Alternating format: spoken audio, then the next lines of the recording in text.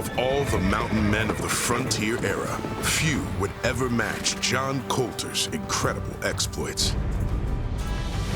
He travels where no American has gone before, overcoming extreme weather, hostile Native Americans, and everything in between. Yet for all his formidable skill and courage, John Colter is facing a challenge unlike any that's come before.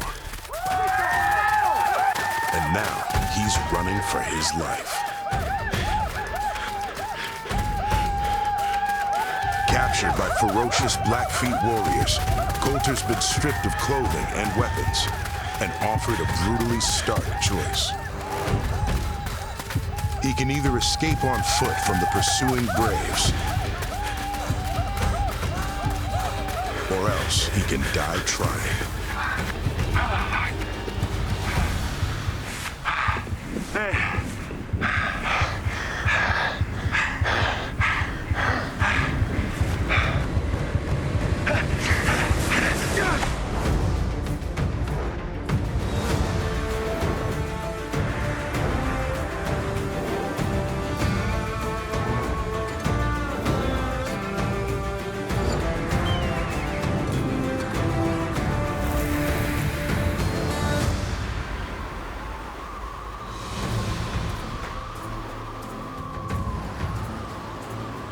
This is not only one of the great stories in the history of the American West, but it's, in some sense, the quintessential story of the American West. He's in many respects the first mountain man, and he's in many respects the greatest of them. Colter was not afraid of the unknown. He went places where most men fear. This story can't be topped by any other single story. There's nothing like it.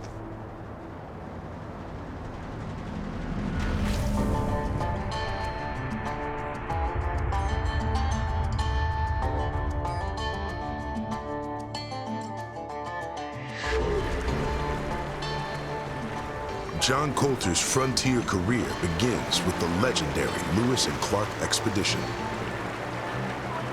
which he accompanies as a hunter.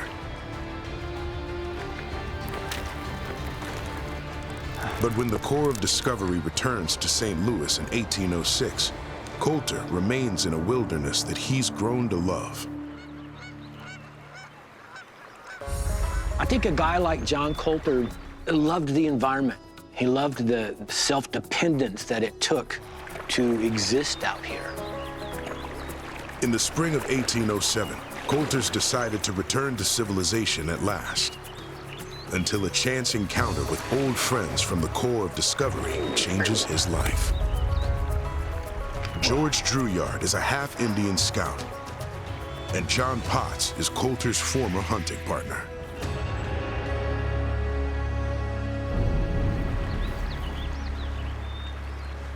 Is that who I think it is? Yeah, Colter. If it isn't the long-lost man of the mountains himself. Oh, get in here. Come on. Good to see you. Good to see you, George. Come on, John. I got someone I want you to meet.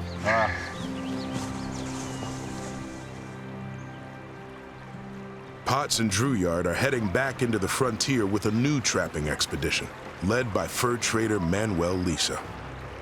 Manuel Lisa was a businessman, a cagey businessman. You either liked him or you hated him. And most Americans seem to hate him. The trader has heard of Colter's skill and courage in the wilderness and thinks he's the perfect man for this bold but risky new enterprise. Who is our guest? Name's John Colter, sir. Hey, John Colter. From the Corps of Discovery. Yes, sir. I have the honor of serving alongside these gentlemen all the way out to the Pacific and back. Though not all the way back. That's right. I got turned around at the Mandan village last year. Ended up taking a couple trappers back west. Yes, they told me. I have also heard that you know the frontier better than any man alive. How would you like to get turned around again. Lisa's proposition is simple. He wants Colter to guide his trapping expedition to regions few other Americans have ever seen. Well, those guys were looking for a lottery ticket up in there with the beaver, and they were willing to risk everything for it, including life. The journey is risky, but well worth it for men eager to make their fortune trapping beaver. And while Colter sees potential riches to be made, it's not the only reason he accepts the dangerous mission. He probably got a new rifle out of the deal. He probably got traps out of the deal and the chance to have another adventure. You know, Lewis is the governor of Louisiana Territory now. And Clark is its brigadier general. That's so. Yes, sir. You missed the homecoming, coming across the Mississippi. Yeah, I bet. Oh, people happy to see you fellas? People, more like the whole country. I mean, we're talking parades, newspapermen peppering us with questions, and no shortage of lovely ladies looking to make our acquaintance. So how come you came back out here then? Well, you know, I didn't want all that adulation to go to my head. And I was broke. That sounds more like it. Oh, yeah, it was. Good to be back, though. Colter leads Lisa's expedition to the confluence of the Bighorn and Yellowstone rivers, a beaver-rich region he once traveled with Lewis and Clark. It was a crossroads of Indian trails, and different tribes would travel through that area. It was just an ideal location in terms of a single setting in the wilderness to have a number of tribes, you know, come through there. And having established his trading post, Lisa turns to Colter for an even more ambitious mission. This one for Colter alone. Colter, may we have a word? Yeah, sure. What's on your mind, boss? Well, now that we are setting up this trading post, I need to get word out to the Indians around here that we are open for business. I want them to bring us pelts in exchange for all the worldly goods they desire. And I need someone with experience out there to act as my ambassador. You want me to go on out there and hunt for tribes? But not only tribes. I was also hoping that you could make your way to the Spanish territories. In 1807, America's Southwest is still part of the Spanish Empire and all but unknown to explorers from the United States. A journey there and back from Fort Raymond entails trekking nearly 1,000 miles, something not even John Colter takes lightly. That could be a dangerous proposition, given what I heard about the Spaniards. No offense. It's getting on in the season, so that would put me out all winter. Yes. Maybe so. But if there is any man here who can survive out there, it is you. And you can rest assured that you will be well rewarded. Well, sir, now you're speaking my language.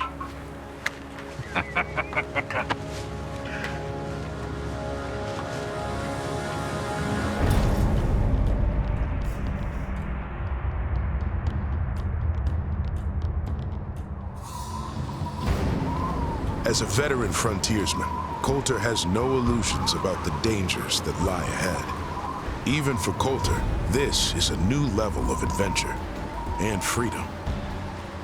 And off he goes into the wilderness in the dead of winter. And soon he's gone 50 miles and 100 miles and 500 miles, and he just keeps going, driven by this sort of innate human curiosity. Many of the other mountain men went together in packs, or they assimilated themselves into Indian tribes. But John Colter was all by himself. And aside from potentially hostile Indians, Colter faces a range of other dangers during his epic solo journey. You have starvation, which is a very real thing, because we like to think of the West as being full of game all the time, but you're out in the winter. People would routinely starve to death. Luckily, Colter is one of the most accomplished hunters on the frontier. He was a precision hunter. When he would go ahead of Lewis and Clark, he would knock down a buffalo, a couple of deer, a wolf.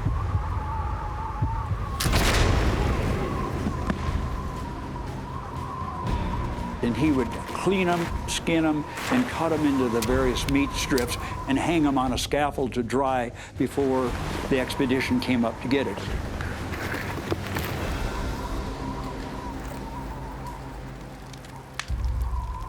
Mountain men like Colter would travel with a few days' worth of dried meat, so that if hunting's not panning out, you at least have some dried meat to get you by. He had his knife, tomahawk probably, the rifle. He didn't have much. They looked at life a lot different than we look at life today. Yet Colter isn't merely trying to survive. His mission is to find Indian tribes friendly enough to trade. But weeks into the journey, he hasn't seen a soul. He was following the natural lay of the land. He could see where the valleys were going, and I think it made sense to him to follow those valleys. Those were the same trails and paths that native people and animals had been following for thousands of years.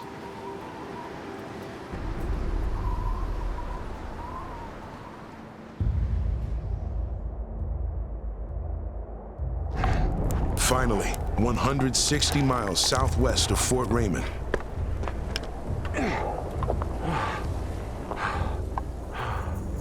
he spots what looks like an unmistakable sign of life ahead and braces for his first human encounter. So that's where y'all been hiding. But the actual source of the smoke he sees is something literally beyond his wildest imagination.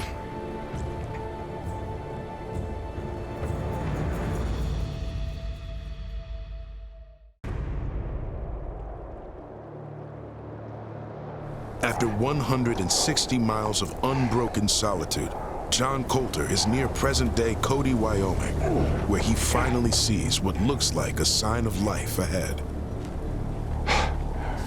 So that's where y'all been hiding. In the distance, he sees what looks like smoke on the other side of the ridgeline, but as it gets closer, he realizes it's more smoke than can be produced by any single Indian encampment. And what he encounters, not an Indian camp, it's a landscape unlike anything he or maybe any white man has seen. The hellish scene he finds defies anything he's ever seen or even imagined possible. Imagine what it was like for him seeing these strange apparitions of water geysering out and pots boiling and all sorts of weird things. In fact, when he returns to civilization and tells stories of what he's seen, nobody believes him. It sounds like a portal to hell. And that's what the area becomes known as, Colter's Hell. By the time Colter reaches present-day Jackson Hole, he's trekked an astonishing 300 miles from Fort Raymond. But he still hasn't reached the Spanish territories before the weather takes an abrupt and dangerous turn.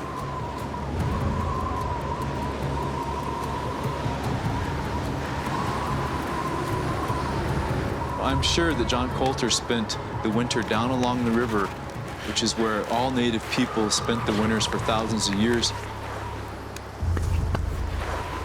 In order to survive through the winter, you had to place yourself in an area that had shelter from the wind, that was close to fuel for fire.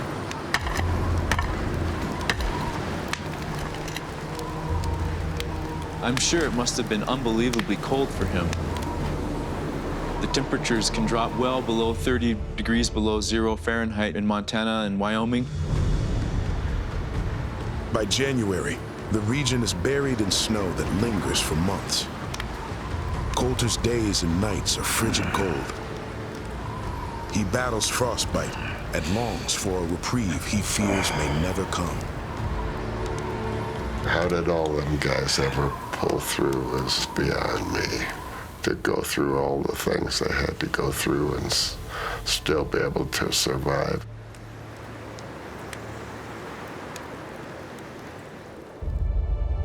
After 4 solid months of winter, the spring thaw comes on like a long-lost friend, and Colter is finally on his way again.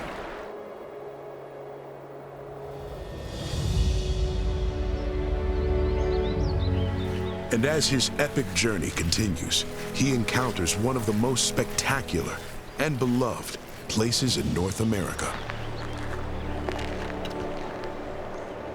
In the winter of 1807-08, Colter becomes the first Anglo-American to lay eyes on what would become Yellowstone National Park. There's really no other place in the world like it, because as you travel through that area, you see all the most incredible wonders. The Great Falls of the Yellowstone, the geyser basin. Today, 4 million tourists flock to Yellowstone annually to crowd around the famous geological features like Old Faithful. But Colter had it all to himself. And soon after exploring the Yellowstone Valley, Colter finally finds the object of his journey. He stumbled across a village of the Upsalaga tribe, known to Americans as the Crows. And they'll undoubtedly have furs and pelts to trade by the score. Now I come in peace. I'm a friend of the Crow people.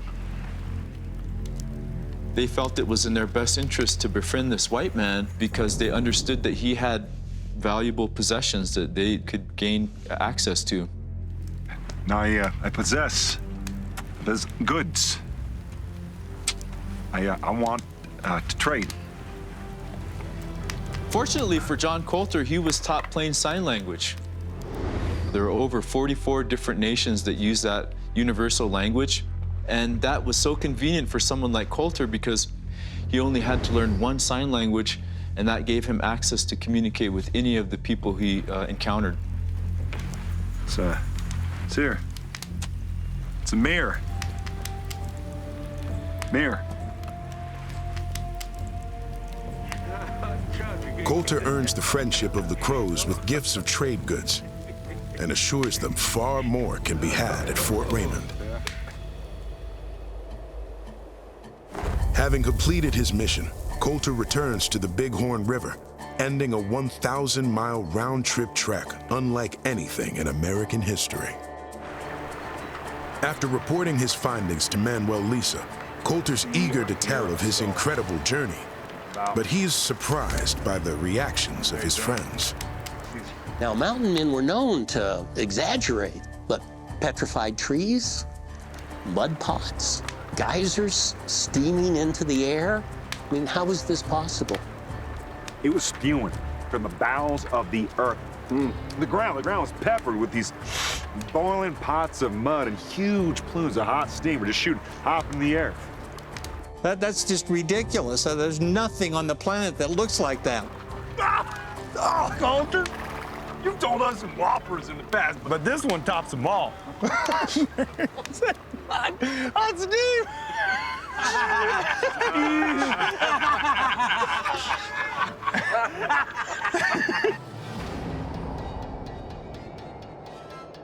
Just a few weeks after returning from his historic solo trek, Colter's in the wild once more. This time, leading a party of Flathead Indians to Fort Raymond to trade. But now he finds himself caught in the middle of an ongoing war between the Flathead and the Blackfeet, and no option but to pick a side and join the battle. Once you get into a fight, you got to pick a side, and he stood there and fought, because if they got a chance, they were going to kill him. Well, we're waiting for boys. Let's get him!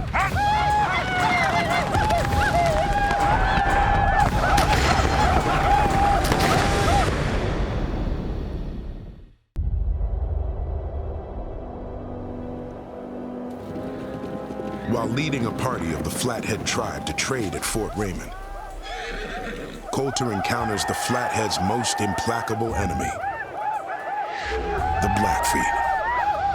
The Blackfeet were fierce warriors. There's no question that they were intent on maintaining their own territory, and they would do that by any means necessary. To prove his trustworthiness to the Flathead, Colter joins the fight on their side. You ready for boys? Let's get them!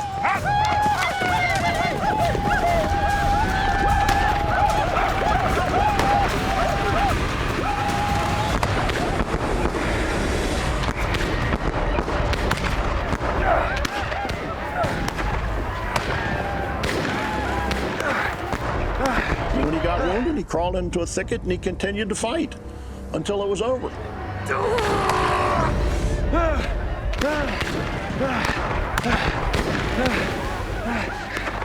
Another characteristic of Colter is you never give up. Once you give up, it's over. So don't ever give up. They may kill you, but you don't give up.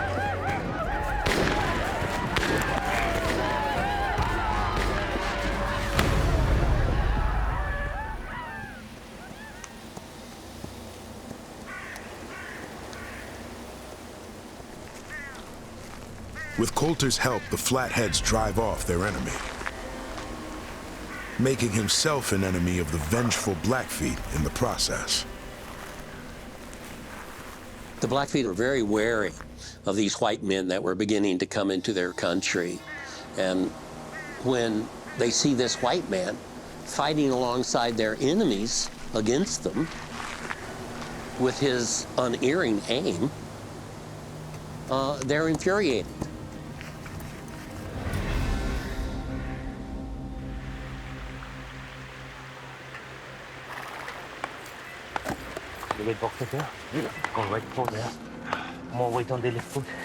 Colter returns to Fort Raymond the worse for wear, but he's not the only one.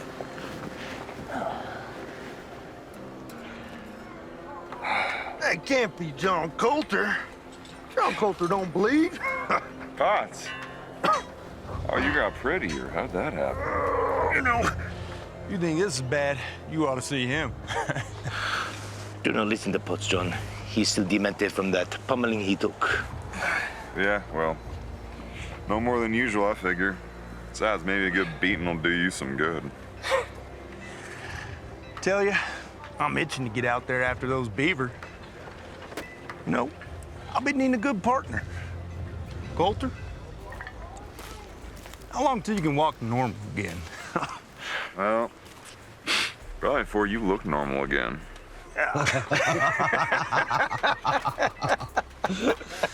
As both Colter and Potts healed during the summer of 1808, they decided they would go to Three Forks and trap. Three Forks area was teeming with beaver. The Jefferson, the Gallatin, and the Madison all meet right there and form the Missouri. So there's a lot of beaver habitat in there. It was known as a great trapping area, and it was also known as a dangerous place because it was in Blackfoot Indian territory. But that lure of catching a lot of beaver had both Potts and Colter very interested, and so they decided to go to Three Forks even though they knew it was risky.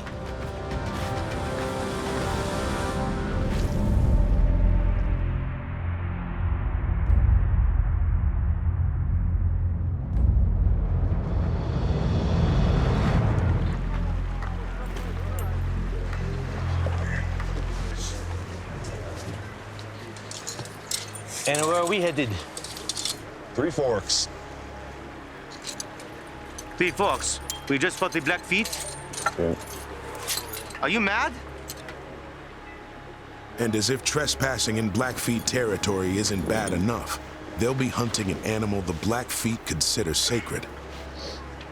The beaver created the connection between our Blackfeet Indian people and all of the animals in the world.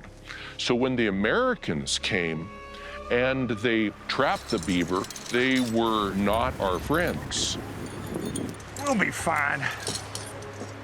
There are plenty of other spots far clear of Blackfoot country. Maybe.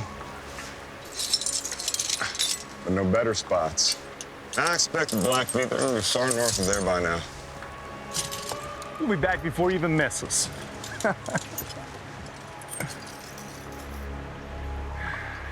Colter had the belief that I'm invincible. I'm not afraid of the Indians.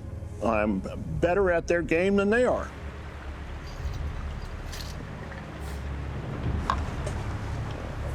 Hey, John.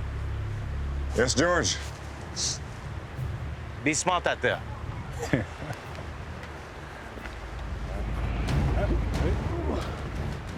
But the ordeal that lies ahead is far more terrifying than either man could possibly imagine.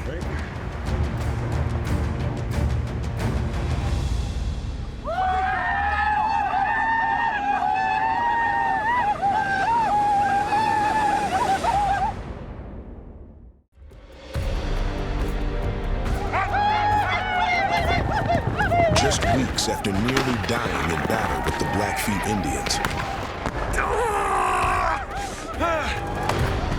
John Colter is heading straight back into the heart of their territory. He knows the risks, but he and fellow trapper John Potts can't resist the lure of the rich pickings at Three Forks. In an effort to avoid detection, Colter and Potts set their traps at dusk and retrieve them at first light the next morning. Then, all day, they lie low and still. Colter, I don't think he trusted a lot of people real closely, and for whatever reason, he trusted Potts. There had to be a high level of belief that he was going to cover their backside if things got bad. But Colter's loyalty could become a liability because Potts doesn't take their dangerous situation seriously. You know, I think that stream just southwest of here, where we ought to try tonight. I mean, I got a hunch there's at least 100 beaver hiding in there.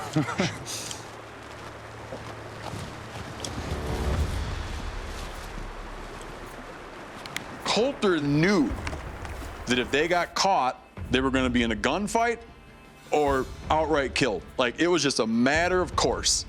So you're doing a lot to avoid detection. What is it?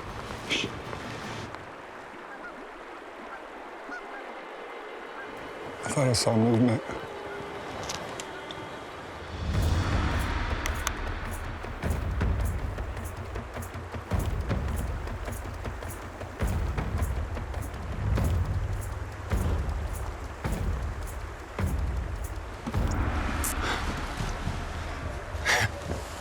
Colter, since when do you get spooked by a gentle breeze? I ain't spooked. I'm careful. And they've been really pulling in the beaver. They're doing well. And they slipped into a part of the river where they knew they were in deep Blackfoot territory. Man, I told you this was the spot. All right. Just keep your voice down. But even as Colter grows more concerned, Potts becomes more complacent. You know, sometimes I wonder about you, Colter. I mean, how you manage to stay out here this long, and you're so skittish about all them Indians. I mean, you practically met all of them by now. Up on a bank, they hear a stampede. They hear a bunch of hooves. There's enough hoof noise that they think it's a herd of buffalo at first. We need to turn around. What's a herd of buffalo gonna do? That was horses. I don't know about you, Colter. I mean, it might be time for you to head back to St.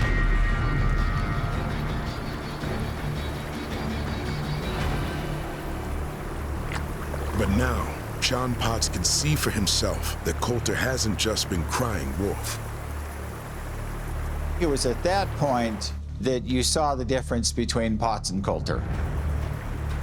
Box apart! What are you doing? Colter! What are you doing? He wants us to come ashore. What? There's no way they're taking me alive. You stay out here, that's guaranteed. Colter knows enough about Indian psychology to know that there's no sense fighting. We're caught. If we're gonna go, at least let's go out on our own terms. Colter, it's a mistake. Throw me the rifle. There's no way they're taking me. There's no way. Potts, think about what you're doing there. I just best go along. You want me to just lay down and die? You don't know they'll kill you. You don't know they won't. Potts, he made a decision, a bad decision. Melissa's gonna take one of them down with me. Godspeed, John. No!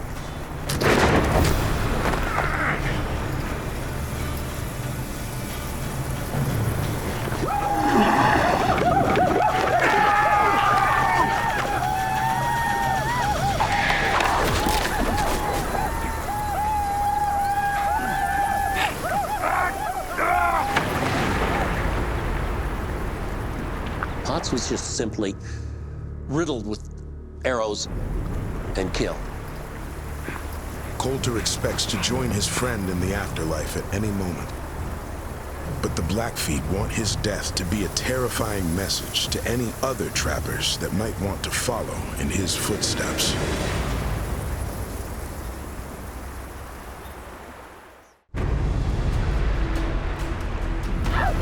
After ranging into Blackfeet territory in search of beaver to trap, John Colter's old friend, John Potts, has been killed. No! And Colter himself taken captive.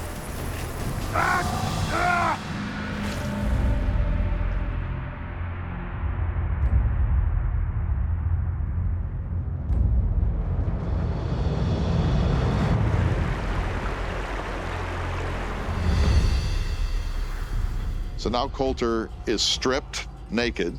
He assumes he's going to be killed like Potts. Mr. Bob, fix it! Akagokawa. Sa, Ichutuda. The Indians are arguing back and forth. The ones that were related to the Indian who was killed, they want to kill him. They want him done with there. At this point, Colter can only be hoping for a quick and painless death. But the vengeful Blackfeet have something else in mind. And they come up with a clever solution, something that'll be fun, at least for them, and also a test of their endurance and skill. One of the leaders in the band says, "Can you run?" And Colter knows enough about the Indians, their psychology, to say, better not tell them I can run. So he said, "No, I can't run." Mr. Boxka, set. Mr. Boxka, set. Go! Nitaka, go! And it soon becomes clear to him that they are going to give him a head start and then they're going to chase him down.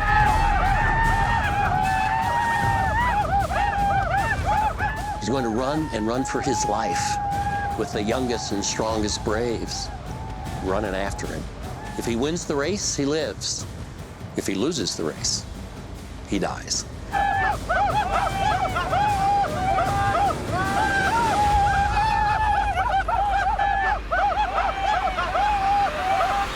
Colter's life now hangs by a thread, but he still has a fighting chance to survive.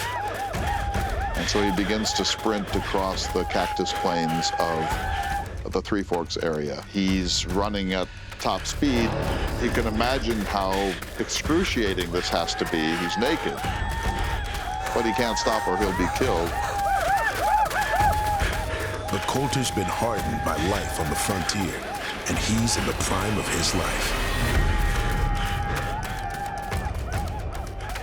He's running through all kinds of briars. He's running through cactus. He's in terrible pain.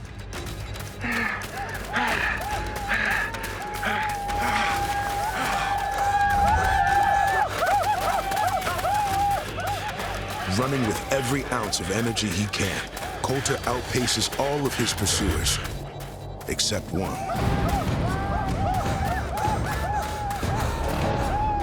Soon there's only one warrior hot on his tail, but he can hear him. He can hear his footsteps.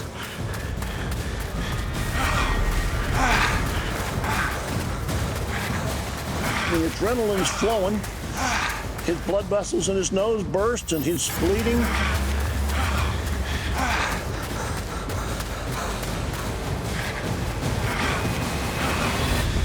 Finally, Colter's agony forces him to stop.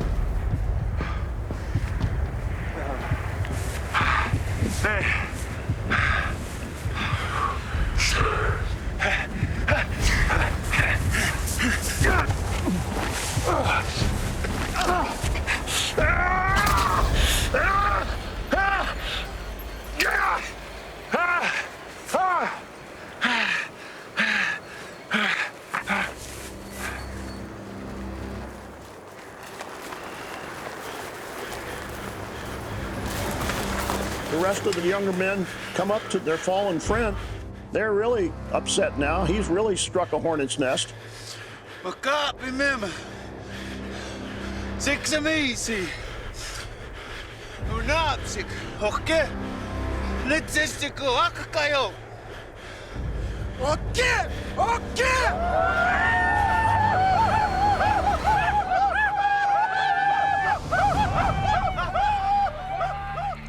After Colter kills the lead pursuer, he buys himself a few moments, but he turns it from a game of chase to a game of hide and seek. Utterly exhausted, Colter decides that hiding is his only hope of survival.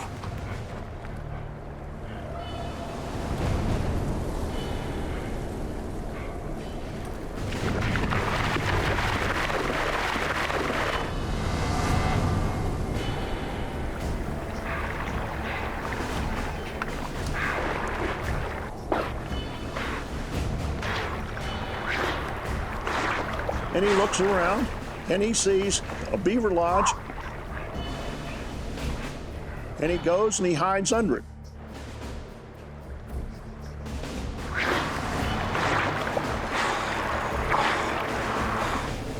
Colter's desperate attempt to conceal himself has thrown the Blackfeet off his trail for the moment.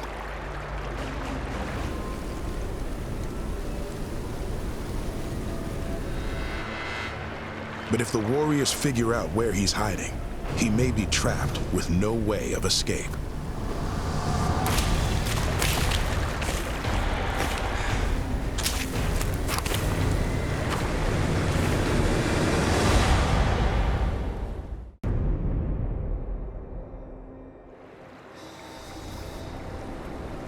As the sun sets on the most fateful day of his life, John Colter lies freezing in a beaver hut on the Madison River, hoping to elude his vengeful Blackfoot pursuers. The Blackfeet come up all around him. They're looking for him everywhere.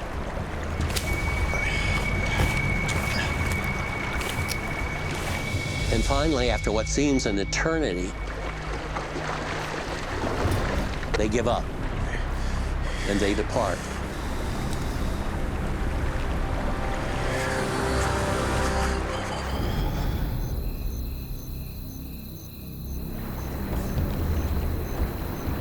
He holds tight, and darkness comes. And then under the cover of darkness, he's able to make a break for it.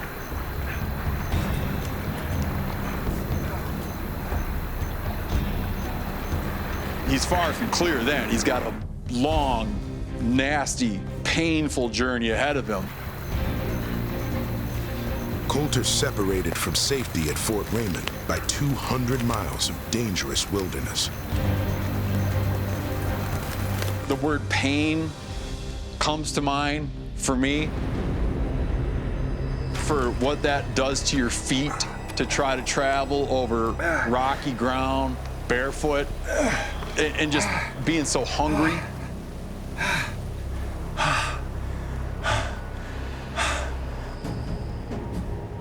Yet despite the pain, hunger, and hopelessness of his situation, John Colter keeps walking, mile after agonizing mile.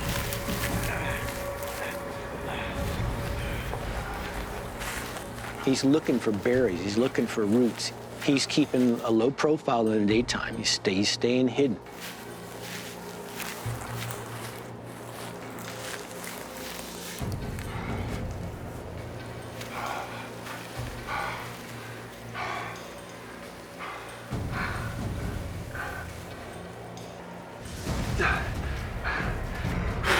The sheer ability to survive that long with the elements and all the stress, the constitution and endurance of a man like that, truly amazing, one of a kind.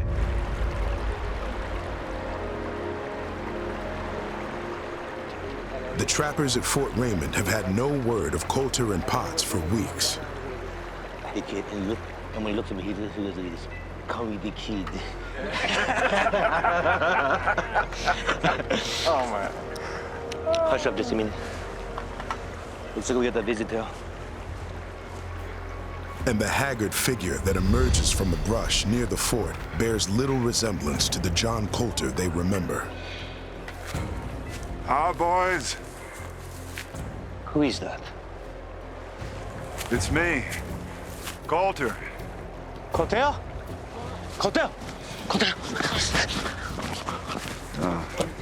Emaciated, exhausted, and at the utter limit of human endurance, John Colter has returned alive from an ordeal unrivaled in Western history. Hey. John, what happened? What happened? Where's Potts? He's gone, George. He's gone? Yeah, Potts is gone.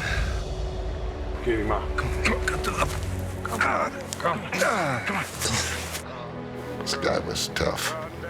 He'd been practicing tough for years. His whole life was spent practicing for tough. I guess that was the time he finally proved tough. The story of Colter's Run is just one of the great tales of the American frontier. You know, not many people get chased naked by Blackfeet and survive. Not many dive under a log jam. Not many travel naked 200 miles back to the fort. It's the magnanimous romance of what this guy survived that makes him a legend. It really is the ultimate story of man against nature. Man against man.